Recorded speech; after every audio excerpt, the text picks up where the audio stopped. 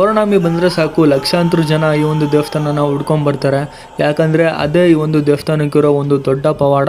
ಎಲ್ರಿಗೂ ನಮಸ್ಕಾರ ಗುರು, ನಾನಿವತ್ತು ಬಂದಿದ್ದೀನಿ ಜೇನ್ಕಲ್ ಸಿದ್ದೇಶ್ವರ ಸ್ವಾಮಿ ದೇವಸ್ಥಾನಕ್ಕೆ.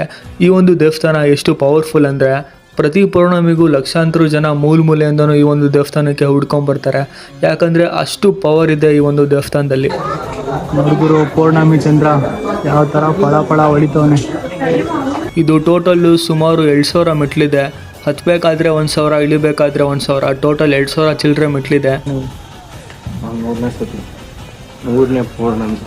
ಮೂರನೇ ಪೌರ್ಣಮಿಗೆ ಮೂರನೇ ಸಲ ಹತ್ತುತ್ತವ್ರೆ. ಇಲ್ಲಿನ ಜನರು ನಂಬಿಕೆ ಪ್ರಕಾರ ನೀವೇನಾದರೂ ಒಳ್ಳೆ ಮನಸ್ಸಿಂದ ಏನಾದರೂ ಅಂದ್ಕೊಂಡು ಮೆಟ್ಲತ್ತಿದ್ರೆ ಆ ಒಂದು ಅರಿಕೆ ಈಡೇರುತ್ತೆ ಅನ್ನೋದು ಇಲ್ಲಿನ ಜನರು ನಂಬಿಕೆ ಇದೆ.